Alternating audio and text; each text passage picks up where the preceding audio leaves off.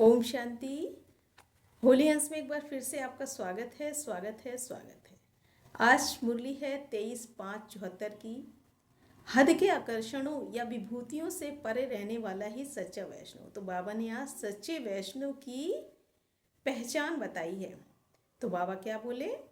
क्या अपने को एक सेकंड में वाणी से परे वानप्रस्थ अवस्था में स्थित कर सकते हो? जैसे वाणी में सहज ही आ जाते हो, क्या वैसे ही वाणी से परे इतना ही सहज हो सकते हो?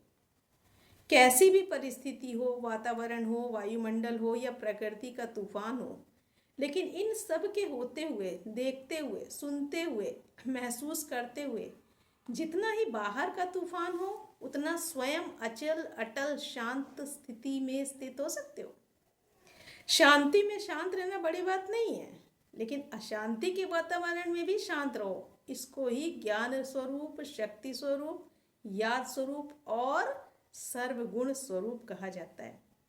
तो भिन्न भिन्न प्रकार के कारण होते हुए स्वयं निवारण रूप बने, इसको कहा जाता है पुरुषार्थ का प्रत्यक्ष प्रमाण रूप। ऐसे महावीर बने हो या अब तक वीर बने हो? किस स्टेज पर पहुंचे हो?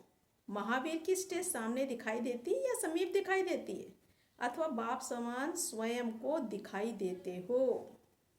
तो बाप समान 3 स्टेज नंबरवार है। एक है समान, दूसरी है समीप, तीसरी है सामने। तो कहाँ तक पहुंचे? समान वाले की निशानी 1 सेकंड में जहां और जैसे चाहे, जो चाहे वह कर सकता है, वह करते हैं। सेकेंड स्टेज 1 सेकेंड के बजाय कुछ घड़ियों में स्वयं को सेट कर सकते हैं।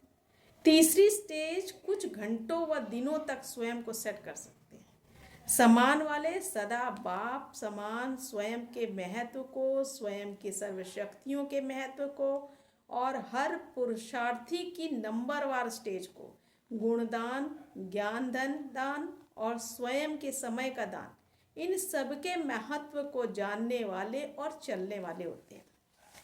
तो वे कर्मों को, संस्कार और स्वभाव को जानने वाले ज्ञान स्वरूप होते हैं। तो क्या ऐसे ज्ञान स्वरूप बने हो? जितनी वाणी सुनने और सुनाने की जिज्ञासा रहती है, तड़प रहती है, चांस बनाते भी हो, क्या ऐसी ही फिर वाणी से परे स्थिति में स्थित होने का चांस बनाने और लेने की जिज्ञासु हो? यह लगन स्वतः स्वयं में उत्पन्न होती है या समय प्रमाण, समस्या प्रमाण व प्रोग्राम प्रमाण यह जिज्ञासा उत्पन्न होती है? फर्स्ट स्टेज तक पहुंची हुई आत्माओं की पहली निशानी ये होगी। ऐसी आत्मा को इस अनुभूति की स्थिति में मगन रहने के कारण कोई भी विभूति व कोई भी हद की प्राप्ति का आकर्षण उन्हें उनके संकल्प तक को भी छू नहीं सकता है। अगर कोई भी हद की प्राप्ति की आकर्षण संकल्प में भी छूने की हिम्मत रखती है तो इसको क्या कहेंगे? क्या ऐसे ही वैष्णव कहेंगे जैसे आजकल के नामधारी वैष्णव अनेक प्रकार की परहेज करते हैं, कई व्यक्तियों और कई प्रकार की वस्तुओं से अपने को छूने नहीं देते हैं।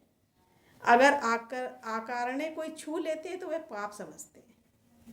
आप जैसा नाम वैसा काम करने वाले, जैसा संकल्प वैसा स्वरूप बनने वाले सच्चे वैष्णव हो। ऐसे सच्चे वैष्णव को क्या कोई छू सकने का साहस कर सकता है? अगर छू लेते हैं तो छोटे मोटे पाप बनते जाते हैं।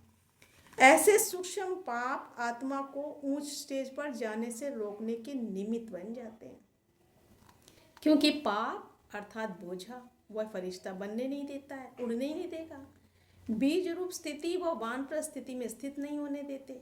आजकल मेजोरिटी महारथी कहलाने वाले भी अमृत वेले की रूह यान में वह कंप्लेंट करते व प्रश्न पूछते हैं कि पावरफुल स्टेज जो होनी चाहिए वह क्यों नहीं होती है, थोड़ा समय वह स्टेज क्यों रहती है? इसका कारण ये सूक्ष्म पाप है जो बाप समान बनने नहीं देते। जैसे 5 विकारों के वश किए हुए कर्म विकर्म या पाप कहे जाते हैं, यह है पापों का मोटा रूप। ऐसे ही महीन पुरुषार्थ अर्थात महारथी के सामने 5 तत्व अपनी तरफ भिन्न भिन्न रूप से आकर्षित कर महीन पाप बनने के निमित्त बनते हैं।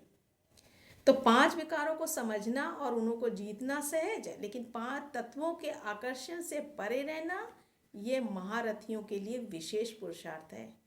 जब इन 10 को जानकर इन्हों पर विजय प्राप्त करेंगे तभी सच्चा दशहरा होगा। तो बाबा ने क्या कहा, 5 विकार को और साथ में 5 तत्वों पर विजय प्राप्त करना है।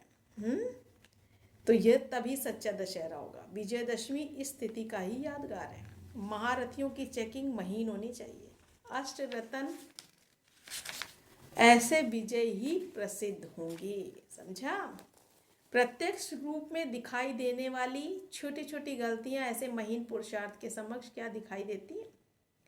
आजकल रॉयल पुरुषार्थी का रॉयल स्लोगन कौन सा है। रॉयल पुरुषार्थी किसको कहा जाता है। रॉयल शब्द उसके थमाने के लिए कहा जाता है कि जिसको हर बात में रॉयल्टी व सहज साधन चाहिए। साधनों के आधार से और प्राप्ति के आधार से पुरुषार्थ करने वाला रॉयल पुरुषार्थी कहा जाता है। रॉयल्टी का दूसरा अर्थ भी होता है। जो अब रॉयल पुरुषार्थी हैं उनको धर्मराजपुरी में रॉयल्टी भी देनी पड़ती है। रॉयल पुरुषार्थी की निशानी क्या होती है कि जिससे जान सको कि मैं रॉयल पुरुषार्थी तो नहीं हूँ। दूसरे को नहीं जानना है लेकिन अपने को जानना है। जैसे स्थूल रॉयल्टी वाले अपने अनेक रूप बनाते हैं, वैसे रॉयल पुरुषार्थी बहुरूप और चतुर होते हैं। वे जैसा समय वैसा रूप धारण करेंगे। लेकिन रॉयल्टी में रियलिटी नहीं होती है, मिक्स होगा। लेकिन एक रस स्थिति में अपने को फिक्स नहीं कर सकेंगे। ऐसे रॉयल पुरुषार्थी खेल कौन सा करते हैं, अप एंड डाउन। अभी बहुत ऊंची स्टेज, अभी अभी सबसे नीची स्टेज। तो चढ़ती कला में भी हीरो पाटधारी और गिरती कला में जीरो में हीरो। ऐसे पुरुषार्थी का कर्तव्य क्या होता है, स्वयं प्रकृति के व विकारों के वश अल्पकाल के मायावी निर्भय रूप में रहना और अपने द्वारा दूसरों को भयभीत करने की बातें करना। उन्हों का स्लोगन क्या है, यह कर लूँगा या वह कर लूँगी, आपघात महापाप की भयभीत चलन व वैसे बोल उन लोगों का कर्तव्य है। ऐसे रॉयल पुरुषार्थी कभी नहीं बनना, कभी भी ऐसे रॉयल पुरुषार्थी के संग में नहीं आना। क्योंकि माया के वश होने वाली आत्माओं को और पुरुषार्थी बनने वाली आत्माओं को स्वयं के संग में लाकर प्रभावित करने की विशेषता माया द्वारा वरदान में प्राप्त होती है। ऐसे संग को बड़ी ते बड़ी दलदल समझना, जो कि बाहर से तो बहुत सुंदर लेकिन अंदर नाश करने वाली होती है। इसलिए बाप दादा सभी बच्चों को वर्तमान समय की माया के रॉयल स्वरूप की सावधानी पहले से ही दे रहे हैं।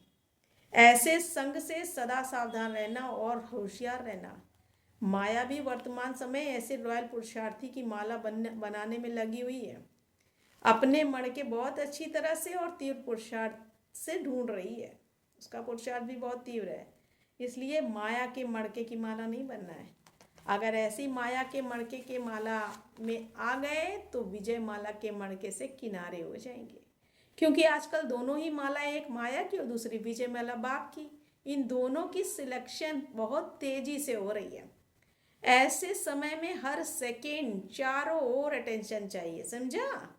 ऐसे सदा सच्चे पुरुषार्थी सच्चे बाप के साथ सदा सच्चे रहने वाले, 5 विकारों और 5 तत्वों की आकर्षण से सदा दूर रहने वाले, सहज वानप्रस्थ स्थिति में स्थित होने वाले, विजयी माला के विजयी मणकों को बाप दादा के साथ सदा साथ रहने वाला, सदा सत्य के संग में रहने वाले और व्यर्थ के संग से न्यारे रहने वाले ऐसे प्यारे बाप के बच्चों को बाप दादा का याद प्यार और गुड मॉर्निंग और नमस्ते। तो आज बाबा ने कितनी बड़ी बड़ी बातें बताई हैं, उन पर बहुत ध्यान देना है। तो मुख्य बातें बाबा ने क्या बताई, शांति में शांत रहना बड़ी बात नहीं है, लेकिन अशांति के वातावरण में भी शांत रहने वाला ही महान कहलाता है। बाप समान स्टेज तक पहुंची हुई आत्माएं जिन्हें कोई भी विभूति या हद की आकर्षण छू नहीं सकती, वे ही सच्चे वैष्णव हैं।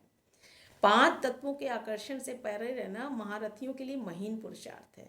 सूक्ष्म पाप आत्मा को उस स्टेज पर जाने से रोकने के निमित्त बन जाते हैं। तो बाबा ने क्या कहा है, इन सभी बातों पर विशेष ध्यान देना है कि हमें कोई भी हद की आकर्षण छू भी ना जाए, स्वप्न में भी हमें कोई आकर्षित ना करे, तभी हमारा महीन पुरुषार्थ होगा। तो इन बातों को ध्यान दे, अथवा अन्यथा क्या होगा, माया के मणके बन जाएंगे और बाप की माला से कट हो जाएंगे। अच्छा, ओम शांति।